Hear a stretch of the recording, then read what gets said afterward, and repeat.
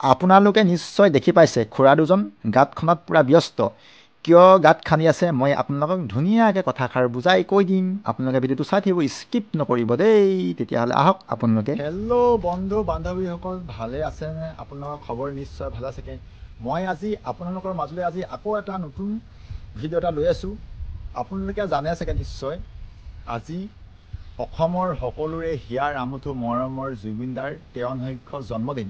তেখেতে আমাৰ মাজত নাই যদিও তেখেত আমাৰ মাজত সদায় জীয়াই থাকিব আৰু তেখেতৰ জন্মদিনৰ উপলক্ষে আমি সকলোৱে এটি নাহাৰ গছৰ পুলি ৰোপণ কৰিব লৈছোঁ। গতিকে আপোনালোকে মোৰ ব্লগ ভিডিঅ'বিলাক চাই থাকিব আৰু চাই কেনেকুৱা পায় কমেণ্ট কৰিব, শ্বেয়াৰ কৰিব আৰু স্কিপ নকৰিব। জয় জুবিন দা।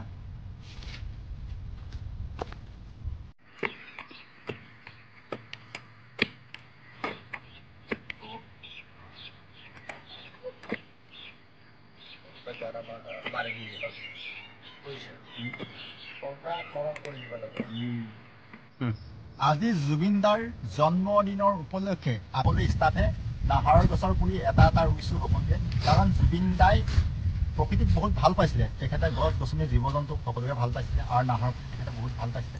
তেওঁৰ নামত আজি আমি সকলো ষ্টাফে এটা এটাকৈ নাহৰ পুলি ৰুইছোঁ। গতিকে আজি মই এটা নাহৰ পুলি ৰুইছোঁ। ক'ত ৰুইছোঁ? আমাৰ দাৰিদুৰি ফৰেষ্ট নাৰ্চাৰীত লগাইছে নাহৰ পুলিটা জুবিনদাৰ নামত। জয় জুবিন দা। জয় জুবিন দা। জুবিনদাৰ জন্মদিন উপলক্ষে আমি এটা এটা কৰি নাহৰ পুলি ৰুইছোঁ। জয় জুবিন দা। জুবিনদাৰ জন্মদিন উপলক্ষে আজি এই গছপুলি ৰোপণ কৰা হৈছে। ৰোপণ কৰা হ'ল। হ'ব। আমাৰ এই জুবিনদাৰ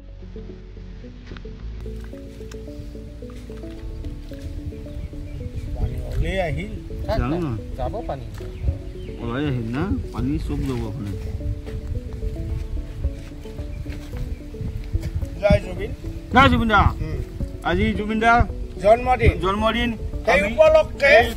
উপলক্ষে আমি দুটা নাহৰ পুলিৰে জুবিনদাক ইয়াত আমি আঁতৰি কিবা আমন্ত্ৰণ কৰি আনিম বুলি আমি তাৰমানে ভাবিছোঁ আকৌ।